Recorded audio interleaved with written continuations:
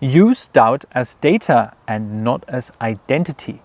So when you feel doubts, this is not you, this is just what you are thinking. And what you can do now is learn from your doubts. What are the doubts telling you? Most people consider doubt to be something negative or bad. Are you also one of these?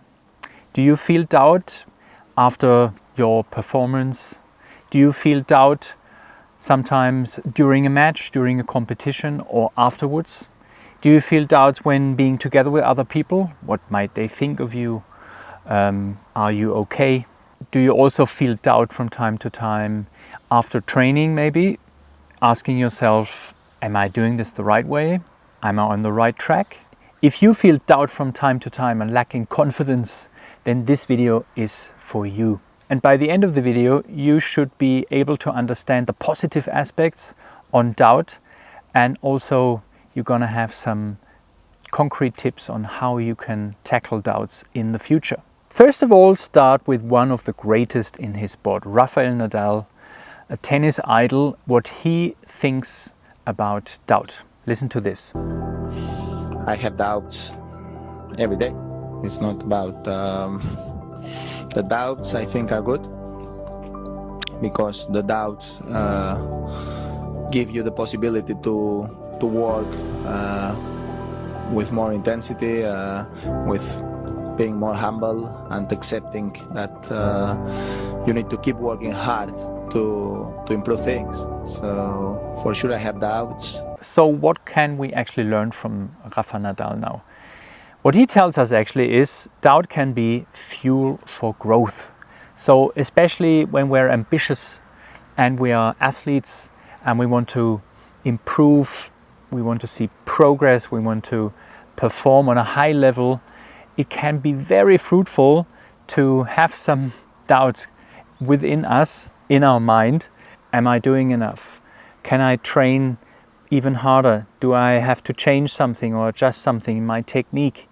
So this helps us actually to never be 100% happy.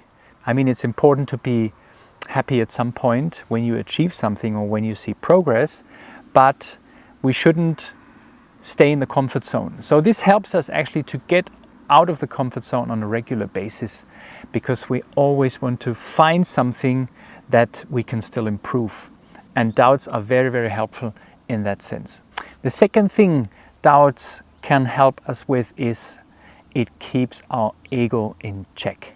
So imagine you're an athlete and you are very confident, you are very successful, you have been very successful over the last couple of weeks and months. You've won some tournaments maybe, or you've ended up on the podium in your competition. So this can sometimes lead to a little bit of overconfidence or even arrogance. It helps athletes to be and stay humble, down to earth, and also self-reflective, and always to have an eye on, okay, I've been very successful over the last couple of months, but this is not the guarantee that I'm going to be also successful in the future. So I need to find the details. What is there I can still improve or I can change? So don't take the success for granted. Always reflect on yourself and keep going. The third point is what I've already mentioned now actually, is self-reflection. So doubts lead to asking ourselves critical questions. Am I doing enough? Am I doing the right things?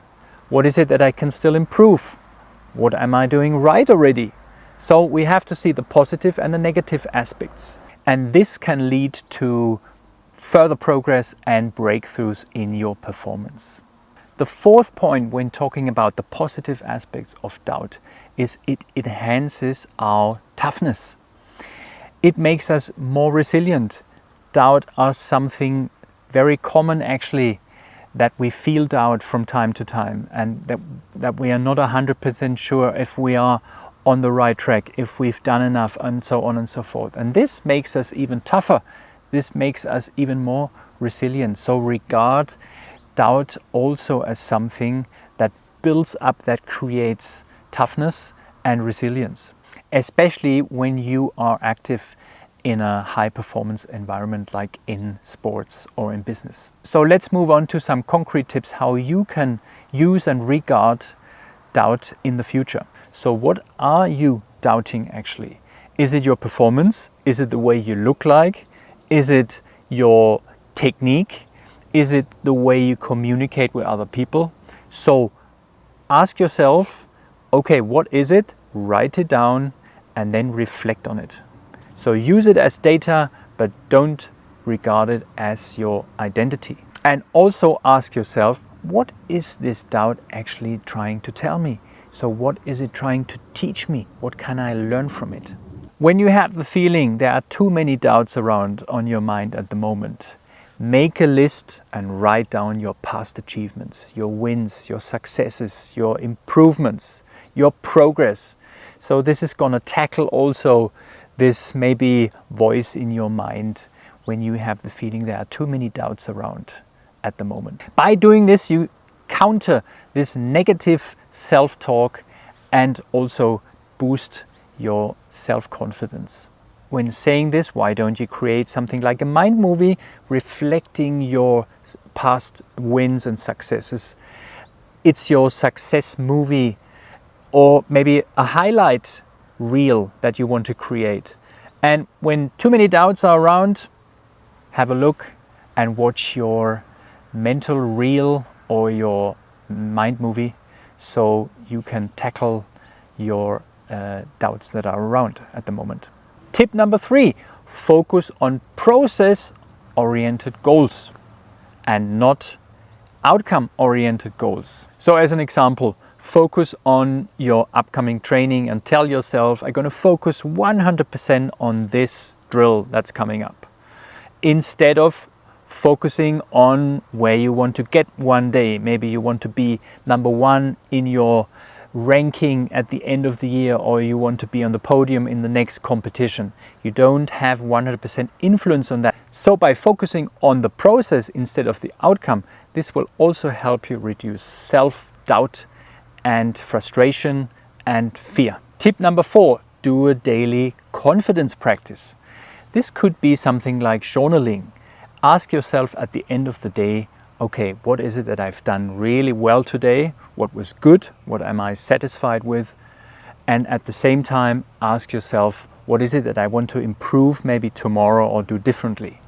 This will help you to focus on the positive aspects, and even with some things that you could have done better, this will have a positive touch by focusing on, okay, what is it that I can do better? It's not what I've done badly, what is it that I can do better tomorrow? Write it down and do this on a regular basis, and this is going to help you also to focus on the positive aspects and not the negative ones. And this will also help you to regard the things that could have been better, that you don't regard them as problems. They are simply challenges and things to be improved. And that is a completely different mindset. This will help you to get a mindset shift also from the problem to the solution. And in case you would like to get some further support, check out the Tidy Care link in the video description below. If you want to work with a mental coach together, I'd be happy to work together with you. Get in touch with me, book a free call, and then let's see what we can do together. In case you like the video, please hit the like button, subscribe to my channel, and I hope to see you in one of my next videos. Thank you for watching and see you soon. Bye.